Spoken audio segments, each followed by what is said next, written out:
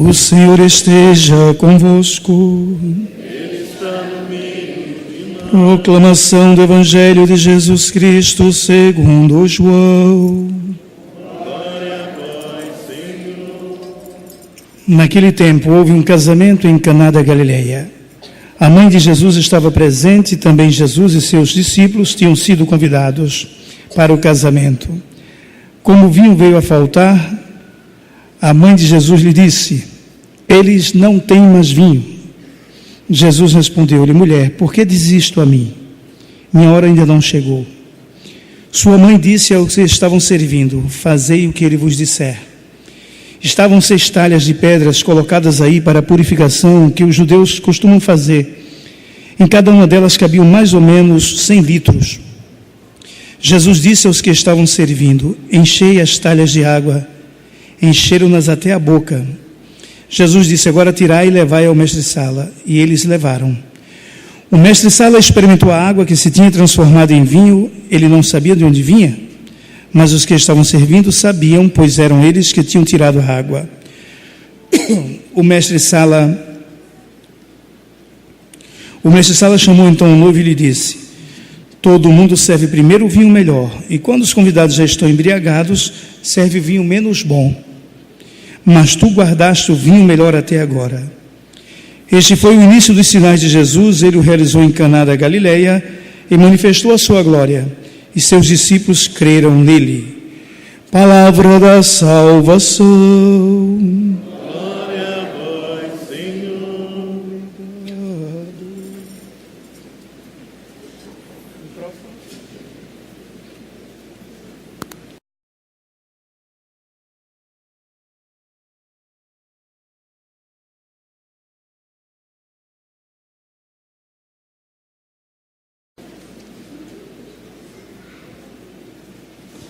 Celebramos hoje a festa da padroeira do Brasil, Nossa Senhora Conceição Aparecida.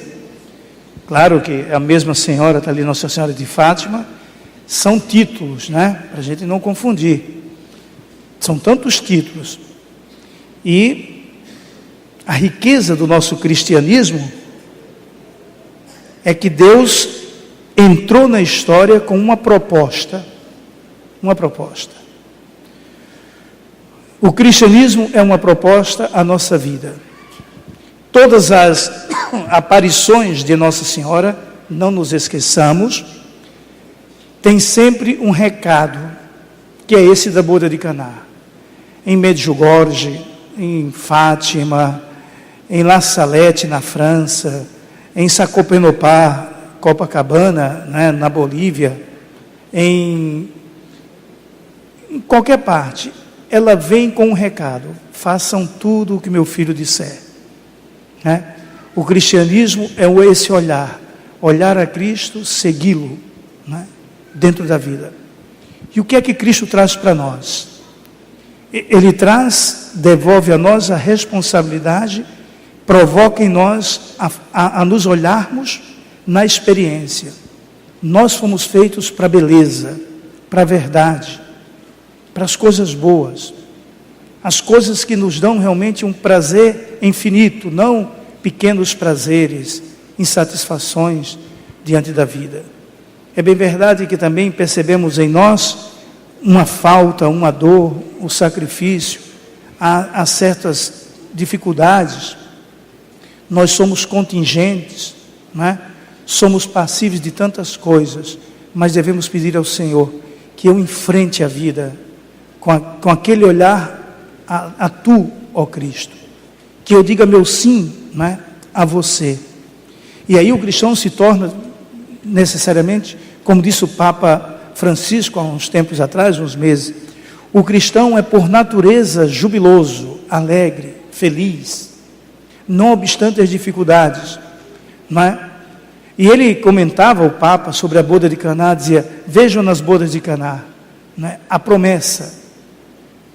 Nossa Senhora que intervém, que intercede, é medianeira. Eles não têm mais vinho. E Cristo que diz: não é chegada a minha hora, eu não tenho nada a ver com isso. Porém, façam tudo o que meu filho disser. Havia ali 6 talhas de água para a purificação dos judeus, cabiam mais ou menos 600 litros. Jesus mandou, disse, encham-nas até a boca, né? Sem miséria, e transformou aquela água não em qualquer vinho, no melhor vinho. Então, qual é a metáfora? Qual é a lição que podemos tirar deste fato acontecido em Caná da Galileia?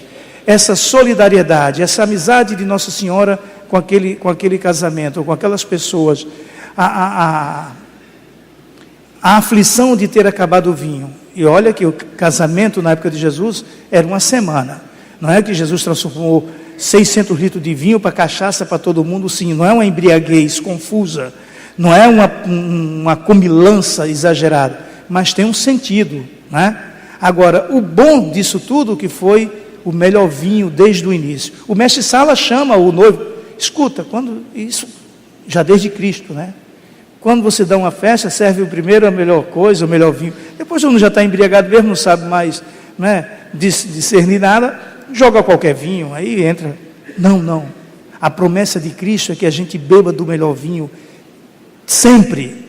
A vida em plenitude. Então ele é o caminho, ele é a verdade, ele é a vida. E ele diz então, eu quero que vocês tenham vida em abundância. Aí você começa a se olhar na sua experiência, na sua vida, como eu estou vivendo a minha vida. Do que se trata a minha existência? Qual é o papel meu no mundo? Será que eu estou sendo de fato a glória de Cristo dentro do mundo? Porque nós somos jubilosos assim, documentamos uma outra coisa. Aí você é que tem que fazer o seu próprio caminho, a sua própria estrada, diante daquele que nos convida, e diante de Nossa Senhora que diz, façam tudo o que Ele vos disser. Então cada um julgue na sua experiência, como eu estou diante desse mistério. A minha vida, que vinho se torna, não é, intragável, ou eu quero de fato ser um vinho bom, um vinho novo, não é, para a vida toda. Então cada um possa se olhar assim. Depois, diante dos desafios do mundo, a igreja se coloca com uma proposta, como Cristo também. Então, nos perguntarmos disso, diante dos novos desafios à nossa identidade católica cristã, não é? Está tendo aí exageradamente uma cristofobia, e ninguém fala. Agora, homofobia, pronto, ganha as televisões. E a cristofobia, ninguém pode mais ser católico, ninguém pode mais defender a sua fé, ninguém pode mais fazer nada. No Iraque, na Síria, estão crucificando os cristãos por causa do fundamentalismo do Estado Islâmico, do grupo ISIS, radical. E no muçulmano, realmente, de fato, os mais radicais não têm perdão. Ou você é muçulmano ou não é. Se você nega a sua fé, você é fuzilado. Então temos que converter os infiéis, e se você não se converte, nós te degolamos. Qual é a diferença nossa de sermos cristãos? Dizem tudo o que querem, os piores absurdos de Cristo, fazem chacota. Que bom que é assim, porque Deus quis assim, que a tua liberdade se mova e você diga, eu aceito, eu quero. Agora, o momento que você aceita, que você quer, e que você traduz isso como um juízo, assuma as consequências. Então, quando começa a falar tantas coisas, eu não estou preocupado. Diz, o Brasil tem 80% de católicos, se espremer não fica 30%. Quem é católico de fato? Quem de fato está disposto a colocar o rosto à tapa para dizer, eu sou católico, eu sou de Cristo, diante do mundo. Ou a gente se move por medo do pecado, por medo de tantas coisas. Há poucos dias me fizeram uma pergunta, um pouco, até vi muito capciosa. Me perguntaram, padre, vieram me perguntar, e eu estou perguntando ao senhor, é pecado um católico ser padrinho de um casamento gay, de um casamento homossexual? E eu fiquei assim, digo, e agora? E me lembrei logo de Jesus, quando chegaram com Madalena nos pés dele, jogaram lá e disseram, pegamos essa mulher em flagrante adultério, a lei manda apedrejar, e você, o que você diz? Mas Jesus leu o coração de cada um, sabia dos pecados dele, mas eu não sei dos pecados a não ser que me contem, confessem, Mas também foi uma provocação a mim. Digo, como é que os católicos estão se olhando assim? Será que a igreja precisa tipificar de novo estruturas de pecado para você se mover, ou você deve olhar com a sua consciência, com aquilo que você é, se te convém, como São Paulo diz, tudo posso, mas nem tudo me convém depois que encontrei a Cristo. Depois que encontrei Cristo, muita coisa eu considero como lixo, como perda de tempo na minha vida. Então isso é um movimento que não é a doutrina pela doutrina, a lei pela lei, mas o espírito da vida, né? O espírito que clama dentro de você com gemidos inefáveis, Abá. E se você abafa a voz única do ideal do teu coração, ele continua gritando mais alto, porque você foi feito para uma correspondência total, e está aí dentro dos critérios. Isso me corresponde, isso não me corresponde. Não. Depois, a união entre iguais, aqui no Brasil, que estão querendo fazer a lei, é de direitos, né, eu sempre falei aqui, de direitos materiais. É um contrato. É um contrato. Né? Não existe padrinho de casamento homossexual. Existe testemunha, como também no católico, também em nosso processo jurídico canônico, existe testemunha do contrato, esse matrimônio como sacramento de garantias de bens eternos. Né? E o civil da garantia do mundo, que pode até ter um distrato, que se chama divórcio entre eles. Mas no sacramento é para a vida toda, não é? Perfeito. Salvo algumas situações, cada caso é um caso, e as pessoas, cada um tem sua dor, nós não podemos julgar. Mas você tem que assumir isso. Então, se eu tenho um amigo homossexual, e ele sabe da minha condição, eu tenho uma amiga que seja homossexual, e de fato, eu tenho alguns amigos, né, como padre, como Gilson, como homem, como pessoa. Se ele sabe, não porque eu sou padre, mas se ele sabe que eu sou católico, praticante, que eu tenho essa minha fé, e eles não querem, não tem isso, você acha que ele vai me pedir isso, que eu seja testemunha, né, da união homossexual dele? Ele não vai me pedir isso. Né? A nossa amizade não comporta isso. Eu não posso ser cúmplice dos equívocos. Te quero bem, somos mais uma coisa, outra coisa, outra coisa. Então essa é a seriedade de como a gente se coloca na vida. Não é? Não banalizar, não relativizar, mas amar o pecador. Eu te quero bem e te ajudo, né? E depois, é uma lei que vai dizer que você é feliz ou não? Para você ser feliz, precisa um aparato de uma lei? Para você se sentir bem? Ou a tua consciência, o teu coração, a tua vida que se coloca em movimento? Em movimento. Então a igreja não é a base de conjunto de regras, mas uma vida que se comunica. Não é? Claro que ela tem o seu corpo de doutrina, mas em tudo olhar o ser humano, olhar o valor da pessoa. Então é muito fácil, né? Você já dizer assim, a igreja disse que é pecado, eu não vou fazer, morrendo por dentro. Não disse que é pecado, eu vou fazer. Ou se você assume fazer alguma coisa que a igreja manda, fica livre, é uma proposta. Agora, se tu assumiu, assume, como eu estou dizendo, né? Como eu estou falando, assume. Vou dar um exemplo. A igreja é contra a reprodução in vitro, os métodos artificiais, e etc, etc. Aí você faz, né, o sacrifício do método natural de planejamento familiar. E é uma dor para o marido, porque a mulher é um pouco desregular, né? Nem sempre é certinho o seu estado, a sua regra. E o marido fica naquela aflição. Mas ela é católica e diz, essa semana não, vamos. E ele toma sacrifício, E aí tem um filho, 2 filhos, 3 filhos, 10 filhos. E de fato, não produzir filhos exageradamente ao sabor da miséria, mas dizer, Deus me fez assim, eu tenho condição de manter, de bancar, então vamos fazer.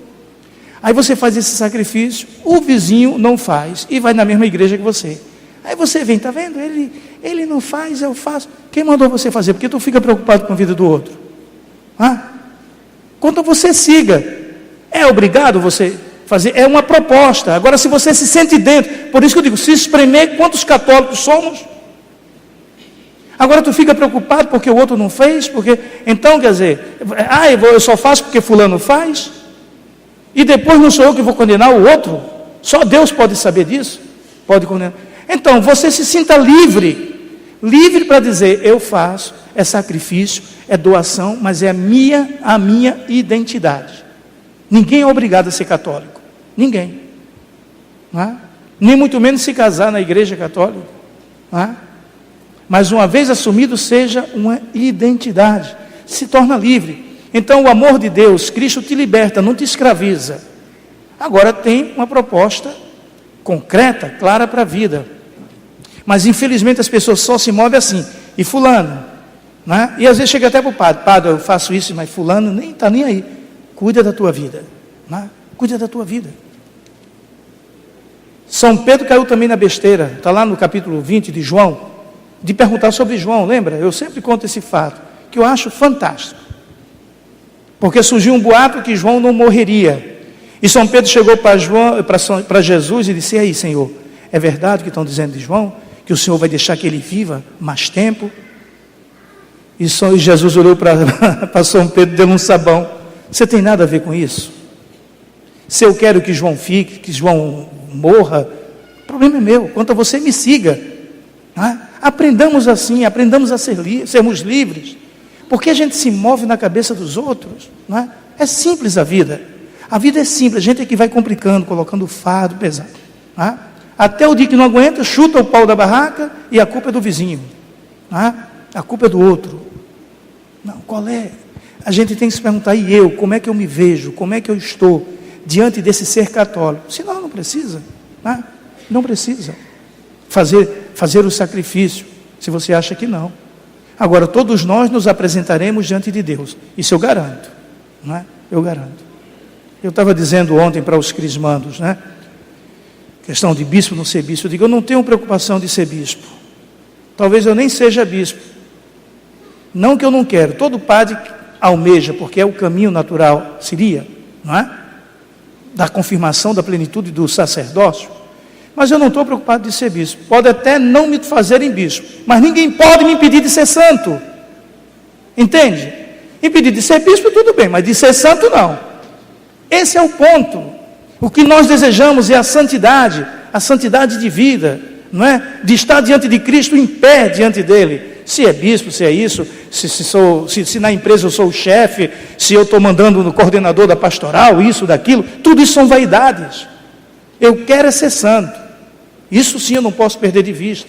Com a minha vida, com toda a minha dor, com todo o meu sofrimento, não é?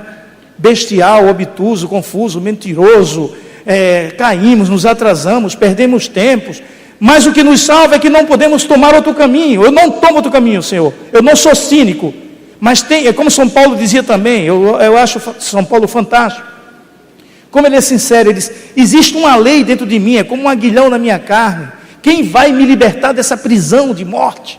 Não é?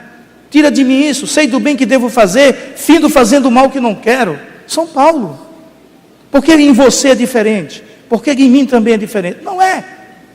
Então caminha, ergue a cabeça, segue a tua vida, deixa a vida dos outros em paz.